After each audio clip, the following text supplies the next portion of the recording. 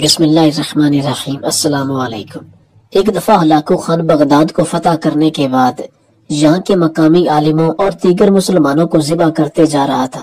ہر طرف تباہی مچا رہا تھا، حتیٰ کہ جانوروں کو بھی آگ لگائے جا رہا تھا، گھروں کو تباہ و برباد کر رہا تھا۔ چلتے چلتے ہلاکو خان نے ایک بڑا سا حویلی نما گھر دیکھا، اور جیسے ہی گھر دیکھا تو ایک دم پریشان ہو گیا، کیونکہ اس حویلی نما بڑے سے گھر کے دروازے پر ایک بڑا کتا مضبوط رسی کے ساتھ الٹا لٹکا ہوا تھا۔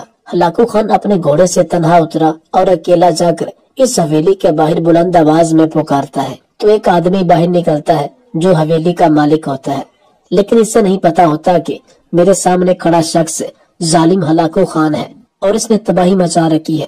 قصہ مختصر، یہ آدمی ہلاکو خان کو اپنے اندر گھر لے جاتا ہے اور اسے کھانا کی پیشکش کرتا ہے، چونکہ اس وقت یہ آدمی خود کھانا کھا رہا ہوتا ہے، لہٰذا ہلاکو خان بھی اس کے ساتھ بیٹھ کر دوستانہ ماحول میں کھانا کھانے لگتا ہے۔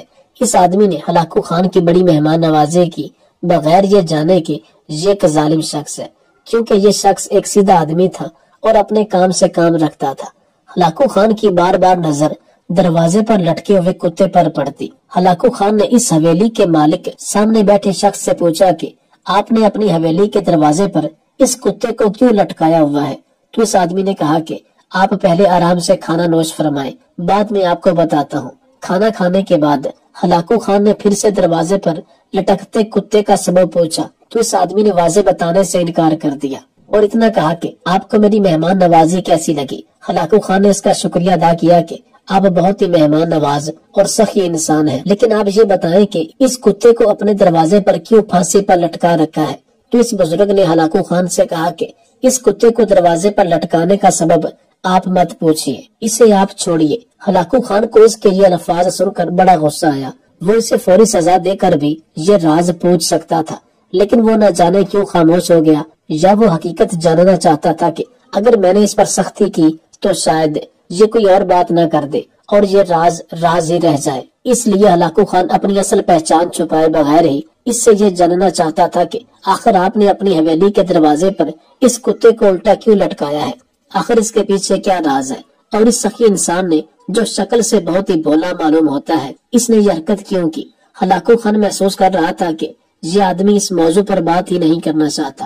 ہلاکو خان نے اپنا وقت ضائع ہوتا محسوس کیا تو اس نے بڑے خوش اخلاقی سے اس سے اجازت چاہی اور اپنی منزل کی طرف روانہ ہو گیا، لیکن ہلاکو خان بہت زیادہ اضطرابی کے عالم میں تھا۔ ساری رات ہلاکو خان سو نہ سکا، وہ اس راز کو اسی طرح جاننا چاہتا تھا جو بالکل حقیقت تھی۔ ہلاکو خان نے سوچا اگر میں نے اس پر سختی کی تو شاید یہ مجھے کوئی بناوٹی کہانی سنا دے اور حقیقت سے پردہ نہ اٹھائے۔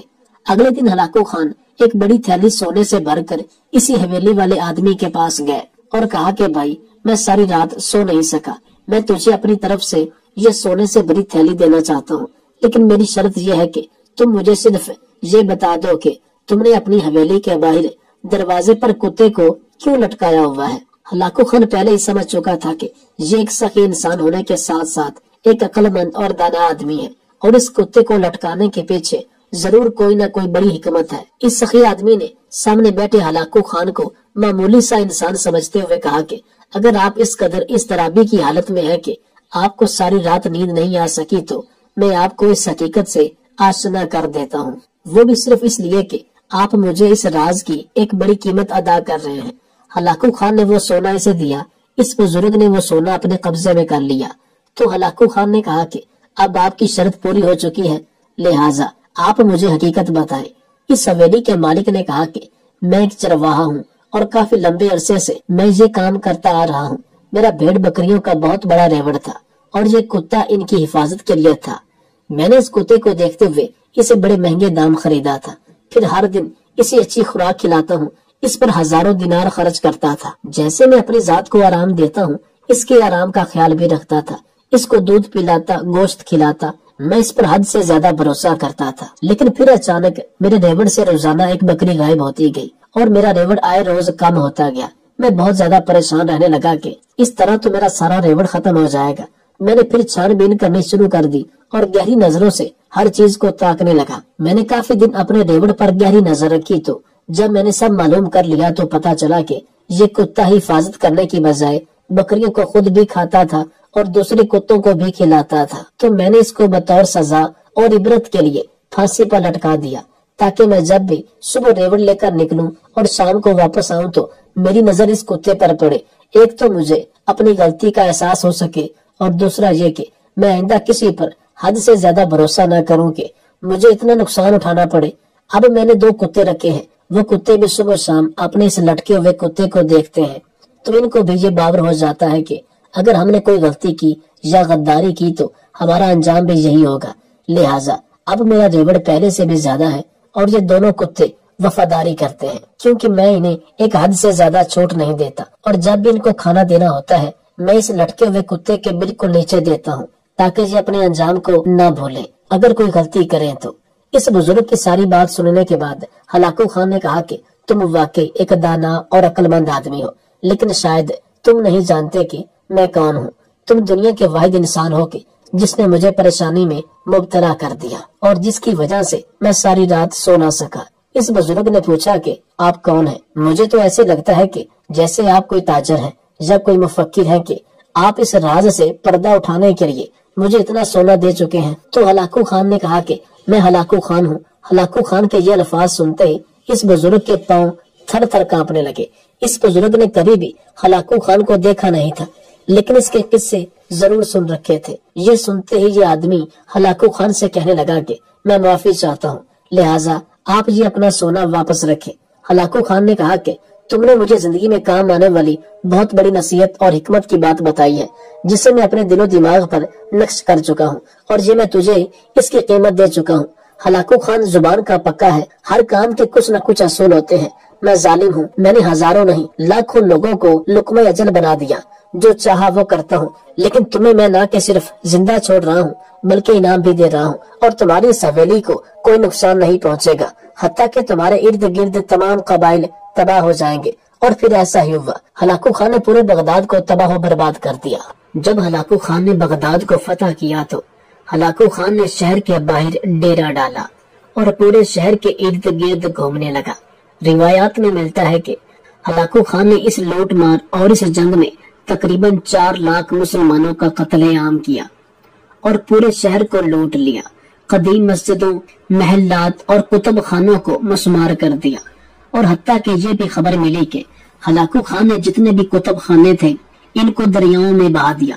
और ये भी रिवायात मिलती है कि इनकी इतनी ज्यादा तादाद थी कि कई दिन तक दरिया का पानी इन किताबों पर लिखी हुई स्याही की वजह से स्याह रहा था। इस बात से अंदाजा लगाया जा सकता है कि हलाकू खान ने कितने ज्यादा कुतुब खानों को मुसमार किया, लेकिन शहर के अंदर दाखिल न हुआ। आपके सिपाही बड़े हैरान थे। बहुत से कमानदारों ने आपसे सवाल पूछने की पूरी कोशिश की, लेकिन इनमें इतनी हिम्मत न हुई कि वो हलाकू खान से ये सवाल पूछ सके कि आप अभी तक शहर के अंदर दाखिल क्यों न हुए। लेकिन हलाकू खान कोई आम इंसान नहीं था। जितना वो जालिम और ताकतवर था, उतना ही वो अक्लमंद इंसान था। वो समझ गया कि मेरे कमानदार मुझसे क्या सवाल पूछना चाहते हैं। फिर हलाकू खान ने अपने तमाम कमानदारों को अपने पास बुलाया और इनको एक कतार में खड़ा करते हुए कहा कि मैं तुम्हारे चेहरों से ही जान चुका हूँ कि तुम्हारे इस वक्त दिमाग में क्या चल रहा है। फिर हलाकू खान ने कहा कि मैं जानता हूँ कि तुम ये सवाल पूछना चाहते हो कि मैं अभी तक बगदाद शहर को फतह करने के बाद इसके अंदर दाखिल क्यों नहीं हुआ। इसकी वजह यह है कि मेरे दिमाग में 2 सवाल हैं। जब तक मुझे इन सवालों के जवाब नहीं मिले जाते, मैं उस वक्त तक बगदाद शहर में दाखिल नहीं होऊंगा। कमानदारों ने अर्ज की, हुजूर आप बताएं आपके कौन से सवाल हैं। तो हलाकू खान ने कहा कि तुम बगदाद शहर में चले जाओ और बगदाद शहर के सबसे बड़े आलिम को बुलाकर मेरे पास लाओ और उसे हुक्म दो कि वो मुझसे मुलाकात करे। हलाकू खान ने कहा, मुसलमानों के दीन के सरबराह इनके आलम होते हैं, इसलिए वो मेरे सवालों का जवाब दे सकेंगे। जब कमानदारों ने ये पैगाम बगदाद शहर में पहुंचाया तो कोई भी ऐसा आलिम नजर न आया जो हलाकू खान से मुलाकात करना चाहे, क्योंकि हलाकू खान एक ऐसा इंसान था जिसके साथ एक आलिम बात करना पसंद नहीं करता था। पूरे बगदाद शहर में फैली तो एक मदरसे का उस्ताद कादहान ने पैगाम भिजवाया कि मैं हलाकू खान से मुलाकात करना चाहता हूँ। कादहान एक मदरसे में बच्चों को पढ़ाता और इमामत भी करता था। दोस्तों, ये वाकया बड़ा दिलचस्प और सबक आमोज है। آپ سے گزارش ہے کہ اسے غور سے سنیں۔ دوسرے دن صبح قادحان ہلاکو خان کے پاس پہنچا جہاں ہلاکو خان نے اپنا ڈیرا ڈال رکھا تھا۔ قادحان نے پیغام بھجوایا کہ جا کر اپنے ہلاکو خان کو بتاؤ کہ ایک استاد جو کہ بغداد شہر کے مدرسے میں بچوں کو پڑھاتا ہے وہ آپ سے ملنے آیا ہے۔ اور حیرانگی کی بات یہ تھی کہ قادحان ساتھ میں ایک اونٹ، ایک بکرا اور ایک مرغا بھی لے کر گیا۔ ہلاکو خان نے کہا کہ اس کو اندر آنے دیجیے۔ جب قادحان اندر گیا تو ہلاکو خان نے اس کو سر سے پیر تک دیکھا اور کہا تم وہ آدمی ہو جو مجھ سے ملنا چاہتے ہو۔ قادحان نے ہلاکو خان سے کہا کہ اگر تم مجھ سے بڑی چیز سے ملنا چاہتے ہو اور اگر یہی تمہاری خواہش ہے تو باہر ایک اونٹ کھڑا ہے، تم اس سے ملاقات کر سکتے ہو، اور اگر تم داڑھی والے سے ملو تو باہر ایک بکرا کھڑا ہے، تم بکرے سے بھی ملاقات کر سکتے ہو۔ پھر قادحان نے ہلاکو خان سے کہا کہ اگر تم اونچی آواز والے سے بات کرنا چاہتے ہو تو باہر ایک مرغا بھی کھڑا ہے، تم اس سے بات کر سکتے ہو۔ یہ سن کر ہلاکو خان بڑا حیران ہوا کہ یہ نوجوان کوئی عام انسان نہیں بلکہ بہت عقل مند انسان ہے اور یہ میرے سوالوں کے جواب دے سکتا ہے۔ ہلاکو خان کو اس کا انداز بیان بہت زیادہ پسند آیا۔ ہلاکو خان نے اس سے پوچھا میرے 2 سوالوں کے جواب تمہارے پاس ہیں، کیا تم مجھے بتا سکتے ہو؟ قادحان مسکرانے لگا اور کہا ہلاکو خان اس دنیا میں کوئی بھی سوال پیدا ہونے سے پہلے اس کا جواب بنتا ہے، پھر ہی وہ سوال تاریخ میں لکھا جاتا ہے۔ بتاؤ تمہارا کون سا سوال ہے، میں اس کا ضرور جواب دوں گا۔ ہلاکو خان قادحان کے انداز گفتگو کو دیکھ کر بڑا حیران ہوا کہ مسلمانوں کے ایک عام عالم میں اتنی جرت اور اتنی ہمت ہے کہ وہ ہلاکو خان کے سامنے سینہ تان کے اتنی دلیری سے بات کر رہا ہے۔ ہلاکو خان کو اس کا انداز گفتگو بڑا پسند آیا کیونکہ ہلاکو خان وہ انسان تھا جس کے سامنے بڑے بڑے امیر، بڑے بڑے کماندار، بڑے بڑے بادشاہ بھی جھک کر بات کرتے تھے، اس لیے ہلاکو خان کو اس عالم کا انداز گفتگو بہت اچھا لگا۔ پھر ہلاکو خان نے اس سے پہلا سوال کیا اور کہا بتاؤ ایسی کون سی چیز ہے جو مجھے یہاں بغداد شہر میں لے کر آئی ہے؟ یہ سن کر قادحان مسکرانے لگا اور کہا کہ مسلمانوں کو اللہ تعالیٰ کی طرف سے دی گئی نعمتوں کا شکر ادا نہ کرنے، آپس میں لڑنے، دولت کا حسد، عہدوں کے منصب کے لالچ نے تمہیں یہاں آنے کی اجازت دی۔ اگر مسلمان آپس میں لڑنے کی بجائے اسلام کی خاطر لڑتے ہیں تو آج تم جیسے ظالم حکمرانوں کا خاتمہ ہو چکا ہوتا۔ اگر مسلمان آپس میں عہدے کے منصب پر لڑنے کی بجائے ایک اچھا حکمران بٹھاتے تو آج تم جیسے حکمرانوں کا یہاں وجود نظر نہ آتا۔ اگر مسلمان اللہ تعالیٰ کی دی ہوئی نعمتوں کا شکر ادا کرتے تو تم آج یہاں نظر نہ آتے۔ اللہ تعالیٰ نے ہمیں اپنی دی ہوئی تمام نعمتیں، آسائشیں ہم سے لینے کے لیے تمہیں یہاں بھیجا ہے۔ پھر ہلاکو خان اس کے جواب سے بڑا متاثر ہوا اور کہا اب بتاؤ ایسی کون سی چیز ہے جو مجھے واپس جانے پر مجبور کر سکتی ہے؟ تو یہ سن کر قادحان نے کہا کہ اگر مسلمان آپس میں لڑنے کی بجائے کافروں کے خلاف لڑنے کے لیے تیار ہو جائے، اعلیٰ عہدے پر بیٹھنے کی بجائے ایک اہل حکمران کو بٹھائیں، اللہ تعالیٰ کی دی ہوئی نعمتوں کا شکر ادا کریں اور آپس میں بھائی چارہ اختیار کر لیں، تو یہی چیز کافی ہے کہ تم جیسے حکمران یہاں نظر نہیں آئیں گے۔ اگر آج سے مسلمان دوسروں سے لڑنے کی بجائے کافروں سے لڑنا شروع کر دے اور آپس میں بھائی چارہ اختیار کر لیں تو صرف یہاں نہیں پوری دنیا سے ظالم کی حکمرانی مٹ جائے گی اور اسلام کا نام روشن ہو جائے گا۔ لیکن جب تک مسلمان دین اسلام سے دور ہو چکے ہیں، جب تک وہ واپس نہیں آتے، جب تک ہم اللہ تعالیٰ کی دی ہوئی نعمتوں کا شکر ادا نہیں کرتے، جب تک ہم متحد نہیں ہوتے، جب تک ہم اتحاد نہیں کرتے، اس وقت تک تمہیں یہاں سے کوئی نہیں ہلا سکتا۔ اور جس دن مسلمانوں نے ان باتوں پر عمل کر لیا تو تم تو کیا یہاں چنگیز خان بھی آئے تو اسے واپس جانا پڑے گا۔ یہ سن کر ہلاکو خان کو اس کا جواب بڑا اچھا لگا اور اس سے بہت متاثر ہوا اور اس کے بعد قادحان وہاں سے رخصت ہو گیا۔ اگلے دن اس تاریخی فتح کے بعد ہلاکو خان کی بیٹی بغداد میں گشت کر رہی تھی کہ ایک ہجوم پر اس کی نظر پڑی۔ ہلاکو خان کی بیٹی نے پوچھا لوگ یہاں کیوں اکٹھے ہوئے ہیں؟ سپاہی ہجوم میں گئے اور واپس آ کر کہا لوگ ایک عالم کے پاس کھڑے ہیں۔ ہلاکو خان کی بیٹی نے عالم کو اپنے سامنے پیش ہونے کا حکم دیا۔ عالم کو تاتاری شہزادی کے سامنے لا حاضر کیا گیا۔ شہزادی مسلمان عالم سے سوال کرنے لگی کیا تم لوگ اللہ پر ایمان رکھتے ہو؟ عالم نے جواب دیا یقیناً ہم ایمان رکھتے ہیں۔ شہزادی نے کہا کیا تمہارا ایمان نہیں کہ اللہ جسے چاہے غالب کرتا ہے؟ عالم نے کہا یقیناً ہمارا اس پر ایمان ہے۔ شہزادی نے طنزیہ لہجے میں کہا تو کیا اللہ نے آج ہمیں تم پر غالب نہیں کر دیا؟ आलम ने संजीदगी से जवाब दिया, यकीनन कर दिया है। शहजादी ने कहा, तो क्या ये इस बात की दलील नहीं कि खुदा हमें तुमसे ज्यादा चाहता है? आलम ने मुस्कुराते हुए जवाब दिया, नहीं शहजादी। शहजादी ने गुस्से से कहा, कैसे? आलम ने कहा, तुमने कभी चरवाहे को देखा है? शहजादी, यकीनन हाँ देखा है। आलम ने कहा, क्या उसके रेवड़ के पीछे चरवाहे ने अपने कुछ कुत्ते भी रख कर छोड़े होते हैं? शहजादी ने जवाब दिया, हाँ रखे होते हैं। आलम ने कहा, अच्छा, तो अगर कुछ भेड़ें चरवाहे को छोड़कर किसी तरफ को निकल खड़ी हों और चरवाहे के साथ चलने को तैयार ही न हो, तो चरवाहा क्या करता है? शहजादी ने कहा, वो इनके पीछे अपने कुत्ते दौड़ाता है ताकि वो इनको वापस इसकी कमान में ले आए। आलम ने कहा, वो कुत्ते कब तक इन भेड़ों के पीछे पड़े रहते हैं? शहजादी ने कहा, जब तक वो फरार रहें और चरवाहे के इक़्तिदार में वापस न आ जाए। आलम ने मुस्कुराते हुए कहा, तो आप तातारी लोग जमीन में हम मुसलमानों के हक में खुदा के छोड़े हुए कुत्ते हैं।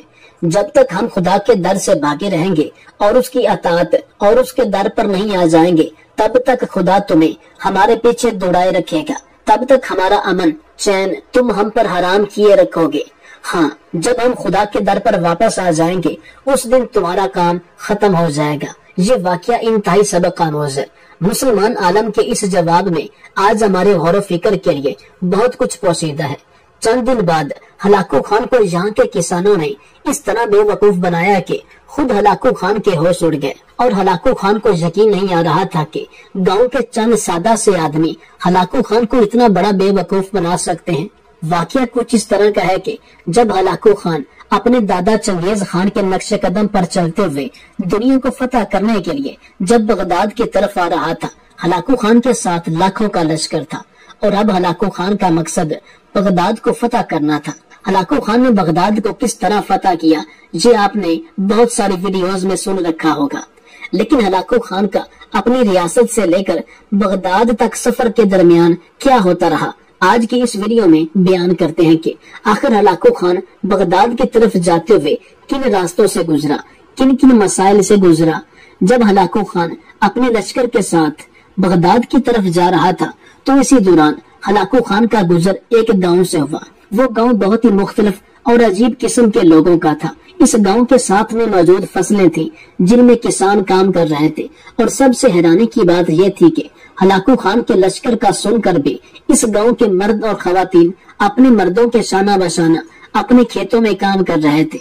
हलाकू खान को गांव वालों की यह दिलेरी और बहादुरी बहुत पसंद आई, क्योंकि हलाकू खान के बारे में मशहूर था कि जहाँ भी हलाकू खान का लश्कर गुजरता, उस जगह पर कई सालों तक सब्जा नहीं उगता था। और यही वजह थी कि जहाँ भी हलाकू खान गुजरता, हर चीज को तबाह बर्बाद कर देता।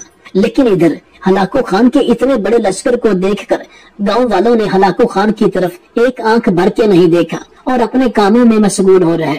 इस गांव के साथ एक मौजूद बड़ी सी वादी में हलाकू खान ने अपने लश्कर को पड़ाव करने का हुक्म दे दिया। हलाकू खान के लिए एक आला किस्म का खैमा तैयार किया गया और साथ में मौजूद जंगल में हलाकू खान के लिए शिकार करके भुना हुआ गोश्त रखा गया। जब हलाकू खान ने खाना खाने के बाद आराम कर लिया, तो हलाकू खान अपने चंद अहम और ताकतवर सिपाहियों के साथ इस गांव की सैरोतफरी के लिए निकल पड़ा।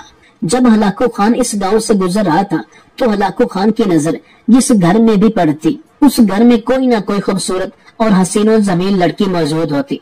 हलाकू खान सिर्फ एक घर पर नहीं बल्कि पूरे गांव पर फिदा हो चुका था, क्योंकि इस गांव के अंदर हुस्न ही हुस्न था और हलाकू खान हुस्न का प्यासा था।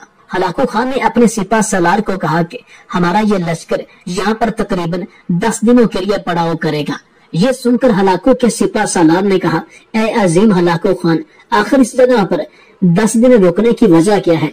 तो हलाकू खान ने कहा कि जब मैं इस गांव की सैरोतफरी कर रहा था, तो मुझे इस गांव के अंदर 10 खूबसूरत और हसीनो जमीन लड़कियां नजर आईं, और मैं जानता हूं कि वो 10 की 10 लड़कियां कुंवारी थी। इनको आज तक किसी मर्द ने नहीं छुआ। सिपा सलार जानता था कि हलाकू खान की बात कभी गलत नहीं होती। फिर हलाकू खान ने हुक्म दिया कि तुम हर रोज खास सिपाहियों को भेजकर एक घर से एक लड़की उठवा कर इसको दुल्हन की तरह तैयार करके मेरे खैमे में भिजवा देना, और जब 10 दिन तक मैं इस गांव की तमाम खूबसूरत लड़कियों के जिस्म से लुत्फ उठा लूंगा, तो मैं अपनी मंजिल की तरफ रवाना हो जाऊंगा।